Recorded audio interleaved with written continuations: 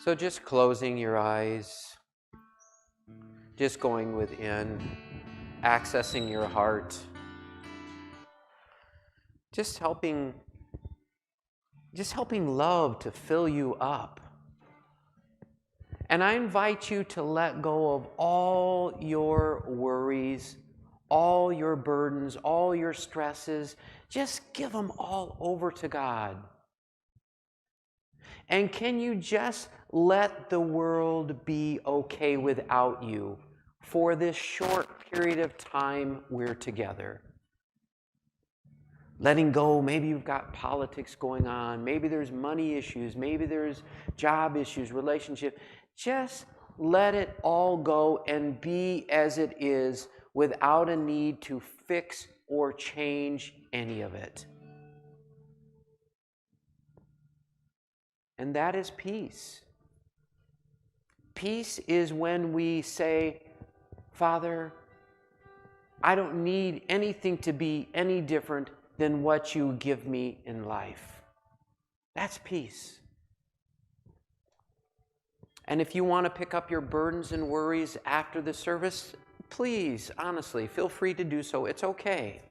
But for right now, let's just create this sanctuary of love. And I don't say these words idly. I really don't.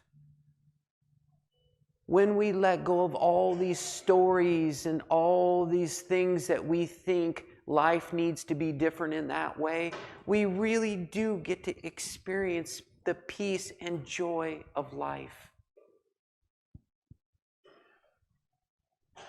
And I just want you to open your heart and take in all the blessings, all the love, all the goodness, until you recognize that you are that love, you are that peace, you are that goodness, you are that image of God, created in the likeness and the image of God.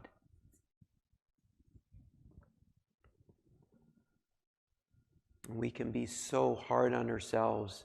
I'm inviting you right now to don't worry about whether you've been hard on yourself. That was the past. This is a new moment. And we literally can hit the reset button in any given moment. I'm asking you to hit the reset button now. Just deleting all the past is gone, it's done. And the future is yet to be. We don't need to worry about it. And the more you can just let it be as it is and trust and have faith that God is providing you exactly what you need in every single moment. And now I invite you to bring your awareness to your breath. That beautiful breath that takes care of you over and over and over again without you needing to do anything whatsoever. In fact, the only thing that's required is simply for you to be aware of your breath. And now maybe you can be aware of the seat that supports you right now and the floor that supports you. And now I just ask you to be aware of the sounds in the room. And then can you just be aware that you are aware of these things?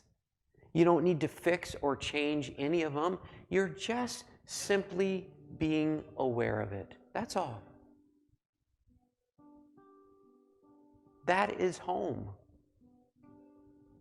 That place of awareness where you are a witness to all of it without needing to fix or change any of it.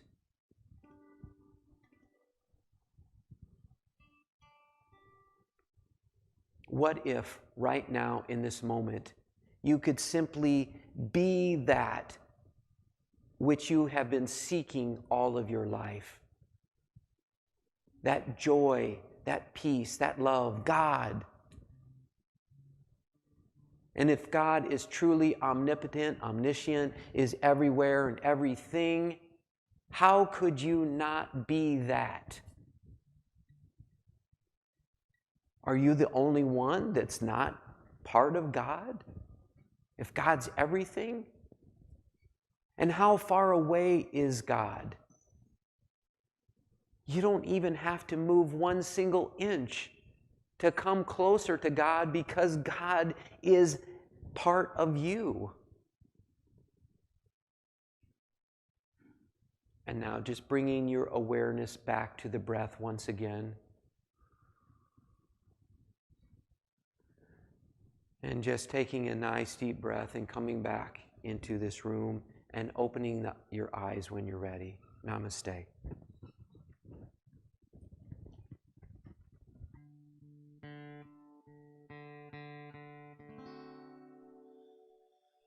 Alleluia.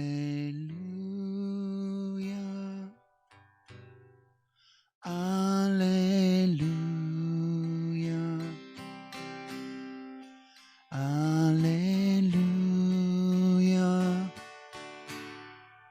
Alleluia. Alleluia. Alleluia.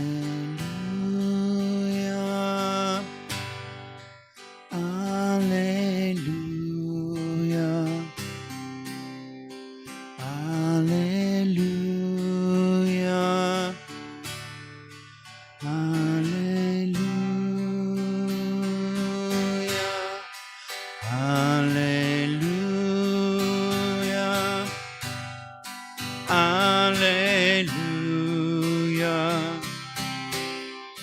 Alleluia. Alleluia. Alleluia.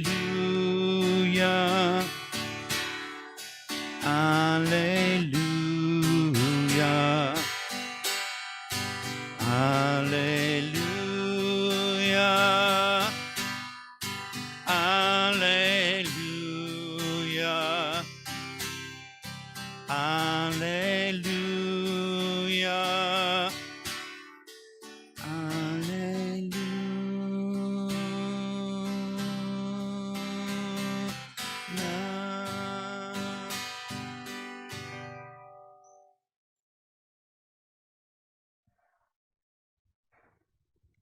Thank you, James. I feel a bit emotional this morning. I'm just feeling really grateful for your music. I was grateful for the song which I've seen before, and it's so beautiful and touches my heart. So inspirational. And I want to, first of all, bring, if you don't mind, Mary Ellen, I know you don't like a lot of attention on you, but she's going through cancer right now, and I just really ask that we just take a brief moment to send some love and blessings her way and to help support her through this journey, and trust and know, not to send fear or worry, but to know everything is in divine order, but always love and blessings are helpful through the process and through the journey. And I also want to acknowledge my beautiful friends, Katie and Joel. They got married yesterday, and I understand it was a beautiful wedding. You certainly had a beautiful day for it. So God's truly blessed you on that day, and let us send some love and blessings their way as well for the beginning of a new journey together. And I have no doubt you guys will do great together, just based on knowing who you are. So.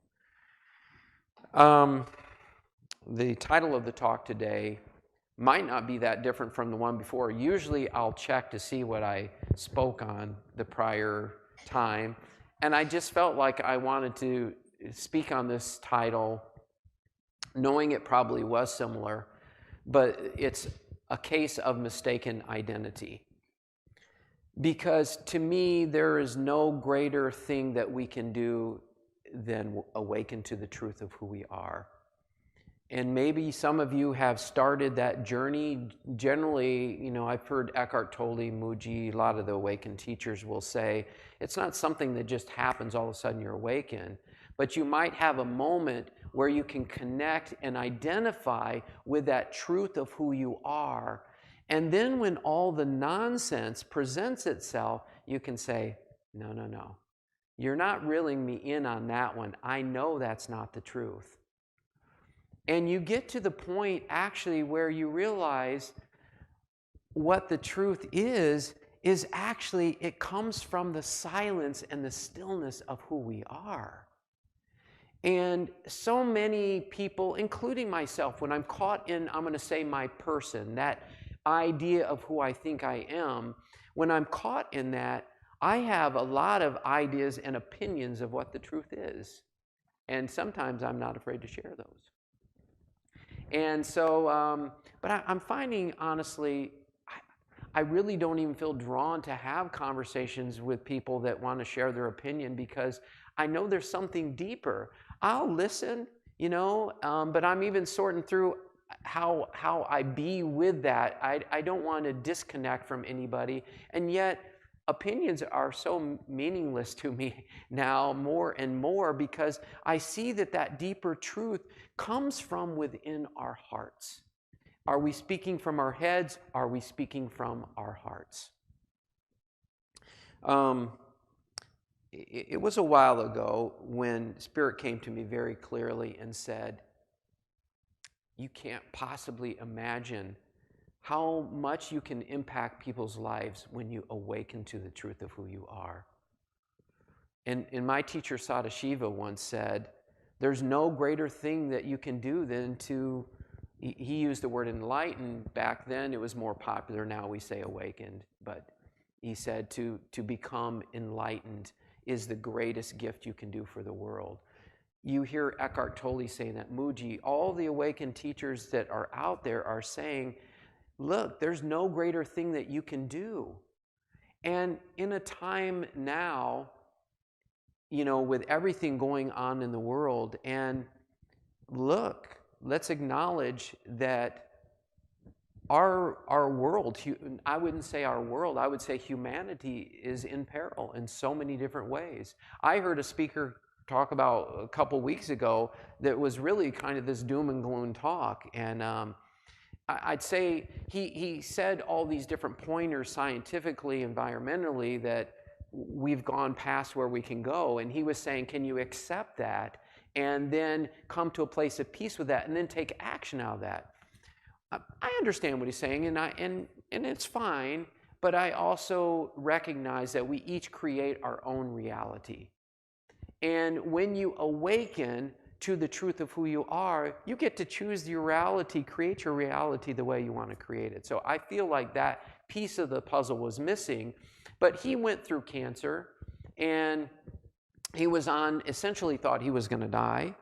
And he came to peace with dying, which is beautiful. It's beautiful for any of us to come to peace with dying because guess what? We're all dying. We're all dying. And so the more we can come to peace with that and not live from a place of fear, then we can take action from a place of aliveness, like really wanting to live life. I want to read a quote. Muji, you hear me talk about him quite often, and he's one of my teachers, and I've done a retreat with him. Let's see, I had it up here, and then all of a sudden I lost the quote. Oops. So here we go. Okay. So he says, a wave is ocean, and when it rises up, it is given the name wave. When it is given this name, it is like it has an independent existence. It seems to roll along the surface, which is all water, water flowing in water, and this we call a life. Then it subsides, and then it is called death. Actually, nothing happened to the water. It is just a natural movement, but because name and form are attributed to it, it appears as a separate existence or entity. All the while, it is only the play of water rising, flowing, subsiding. No story. Mind makes a story by creating an illusory identity. In true understanding, it is all one. When the identity rises up, we celebrate it as a birth, and when it flows, we call it life. When it subsides, we call it death and grieve. But really, if you look from the perspective of the true nothing really happened except the dreamed life of a ghost comes to an end. We've been all pulled into this whole thing of believing who we are when the truth is it's who we are not. And we're all prey to it. This is just the game of life, and I can't speak to why that game of life happens. I hear some teachers speak of it. I can't speak of that. I just know that I've been duped. And it's an intentional duping because we are, for some reason, called to experience this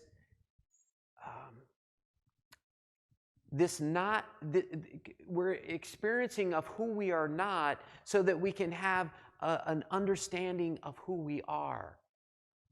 And there's a beautiful story. I don't know if any of you have heard it. I'm guessing you probably haven't, but you may have. And it's a story about King Richard and the person, Joe, I'll just say Joe, who is playing the role of King Richard. And Joe is living his life, and he really enjoys acting. And so he gets in this role of playing the role of King Richard. And he goes to the theater each week, and he's doing all these shows, and he does them over and over and over again. And then he begins to take on the persona of being King Richard. And one of his friends says to him, he said, "Well, Joe, how you doing?" And he said, "I'm not doing so good." And he goes, "Why? What's going on?" And he said, I'm trying to rule the kingdom, and my 3 daughters, none of them will speak to me." And he goes, "I see, you've forgotten who you are." And he says, "What?" He says, "You've forgotten who you are." And he begins to challenge him on who he really is. And as he begins to recognize this role that he's playing, he comes back home to who he is. And we get caught in the story of trying to fix King Richard, right? We're trying to fix the thing that we think we are, but it's the very thing that we think we are that is blocking us from just coming back home to Joe, coming back to who we really are. And so the interesting enough is, and I'm sure there's many of you who've done a lot of workshops and retreats, and you've read lots of books, and you've seen a lot of speakers. Why do we do that? We do that because we recognize there's something deeper, and that we're not happy. We're like, we know there's more out there. And I've done the same thing. And then I heard Eckhart Tolle say something. He said, if you're always interested in healing and growing, you'll always be in healing and growing. I don't always want to be in healing and growing. Sometimes I just want to play. Sometimes I just want to have fun. And I just want to be in that pure beingness of who I am. And so it really started to become more and more clear to me of how I'm working so hard to repair King Richard. I don't need to repair King Richard. I just need to come back home to Brett. So the question is, we're spending all this time like, okay, I'm not patient enough, I'm a bit arrogant, I'm insecure, I'm this, I'm that, all these things that we identify with, and we begin to try to fix and heal every single one of them. For those of you who might be familiar with Paramahansa Yogananda, he wrote the book Autobiography of a Yogi. Beautiful, beautiful book if you haven't ever read it.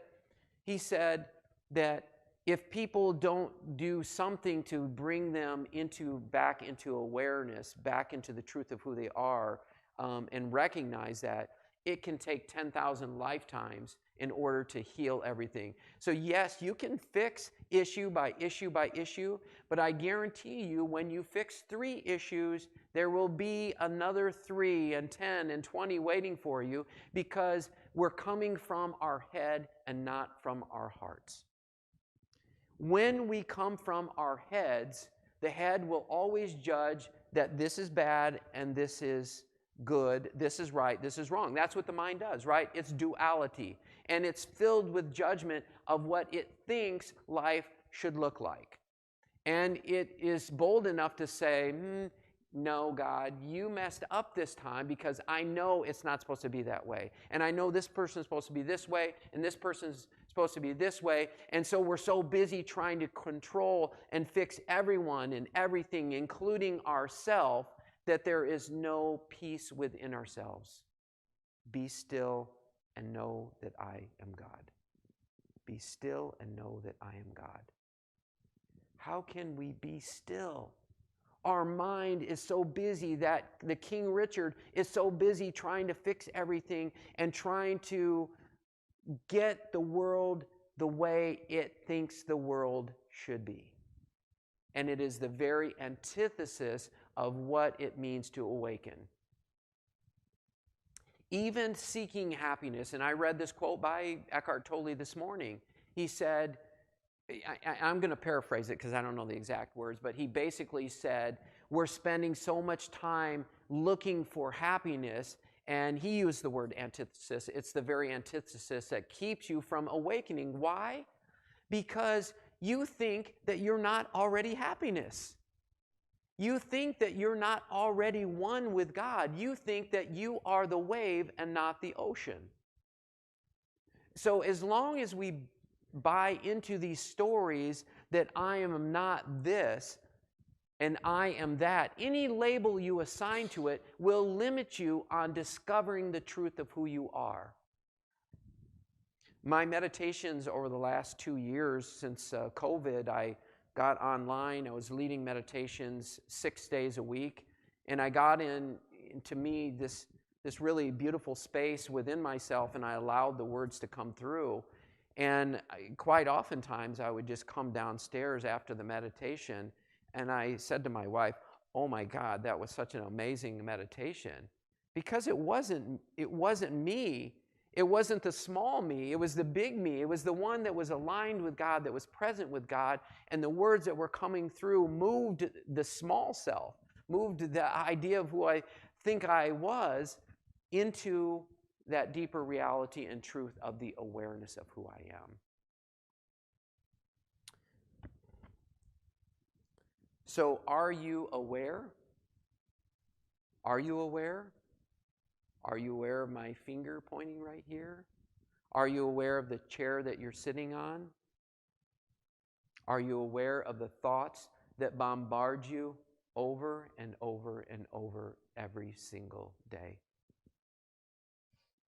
And I don't even know what it is, if it's changed, but there was some studies. I've read different studies on this, but they say that we have about 60,000 to 80,000 thoughts every single day. Probably most of us wouldn't disagree with that. Yeah, well, my mind's very busy, you know. And so how do we possibly be still? How do we possibly connect with that truth of who we are when the mind is so busy? But here's the thing. Let the mind be busy. Let the mind say whatever it wants to say. Let the mind judge. Let the mind blame. You be a witness to that. You be a witness to what the mind says, the judgments. You be a witness to the anger on all the feelings. Because where do feelings come from? The feelings come from a thought that you believe to be true. You say, this person is a complete idiot. They're a complete idiot. And then you might have some anger or judgment or certain feeling that comes along with that thought because you have believed it to be true. And so let the mind say whatever it wants to say. Let the mind have a party. You be a witness to the party. You be a witness to the thoughts, the feelings, the perceptions, and the actions. You are the silent witness, the non-physical silent witness. I think I've shared this story a couple times, but it's popping up in my head. And I have to say this because for me, it gives me such clarity, and I hope to share that with you. And I've shared that my son was going through a tough time with work, and I was working at the same location, and I'm watching how he got cheated out of money, And it fried me, It's like Papa Bear wanted to step in, but my son is 22, and he said, "Dad, you can't do that. First of all, you're gonna disempower me where I'm working at, and part of him I know wanted me to step in because it was too big for him to speak up, and so as I start to be a witness to this pain, this frustration, this anger, and wanting and needing this situation to be different in order to be happy, I begin to sink into it and accept that it's all divine perfection.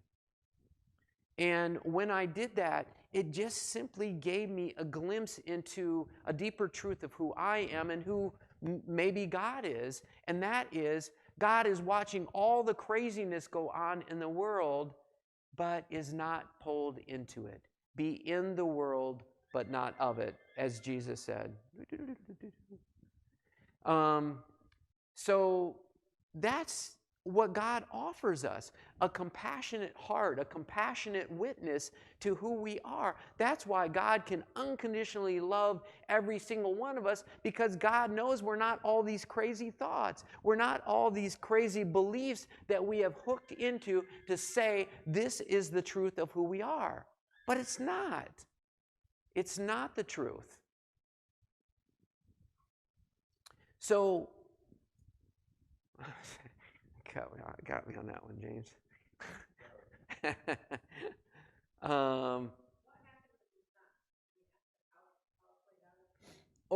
Yeah, my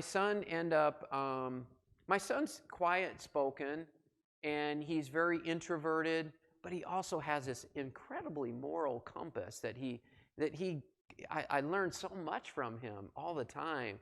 And in case, he didn't feel like he could speak up, so finally he wrote this, I don't know what the right word is, this very angry, direct, poignant text to my boss and his boss, and said, "I am leaving and it's solely because of you, it's not because of the job," and he just went after him. And he did it for different reasons. One could say, well, it wasn't very loving or compassionate. He did what he needed to do. And that's how he ended up quitting out of the job. And so he did end up stepping to the plate when I stepped to the side. So it was really such a beautiful gift for me personally to say, you know what? There's people we care about, and we might think even with Ukraine, it's like it feels so painful in our heart. Can we be a witness to the pain? Can we be a witness to our thoughts? Can we be a witness to our opinions and our beliefs about what should or should happen? We are not the pain. We are not the fears. We are the ones that is simply aware of that. So I ask the question again, are you aware? And there's lots of things we can be aware of. And I was taking a class, was by a retreat that I was doing with somebody that does yoga therapy. She's a yoga teacher, but she did yoga therapy, and it's just this gentle work where anybody could do it. You can do it sitting in a chair, and she'll just say, can you just be aware of your right pinky finger right now? And can you just notice if there's any stress? Just notice that point. And I saw as she began to bring my awareness, I thought, it's all meditation. It's just being aware of all of it, right? Whether it's yoga or meditation, whether it's playing the guitar, whether it's drawing a picture, whether it's flipping a burger. It's all about being present and aware. Why aren't we present and aware a lot of times? Because our mind is thinking, how do I fix this? What am I going to do over here? How am I going to make all this money that I need to make? And our mind gets busy, and we have looked to our mind all of our lives to figure out what needs to happen. And it's the reason we have 60 to 80,000 thoughts per day, because we're turning to the mind rather than turning to our heart and turning to God. Yeah, I've said this before, You know, I can tell you that you have every single thing you need to be happy right now. And that is literally true. Literally true. But it's not enough to believe somebody on this. The question you have to ask is, you know, what can I let go of? What am I holding on to? What are these attachments, these desires? What can I just let go of in order to just return home to that which, that I can let go of those things that are blocking me from returning home to that beautiful truth of who I am? But you have to be a little bit careful when you are, you know, choosing to let go of attachments, because you don't want to have the attachment of losing the attachments, because then you've got another attachment. I hope that makes sense. It's like if you have a desire to let go of the attachments, well, you're just collecting another desire. We have to, and that's okay. When it presents itself, let whatever it is go. You say, yeah, man, I'm really frustrated. Can you notice that? I really want the situation in Ukraine to be different than what it is. Can you notice that? And I'm not saying you can't fix or change anything in the world, but where are you going to do that from? From a place of fear and blame and judgment, or from a place that's from your heart?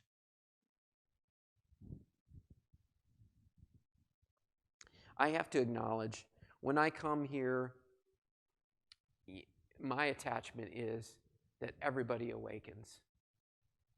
Because the more you let go of those things that block you from just being that truth of who you are, there's such freedom. And I say this with all sincerity. It's like when I'm caught in the stress and the drama of life, and then all of a sudden I'll say, wait a minute, that's not me. Who's stressed right now?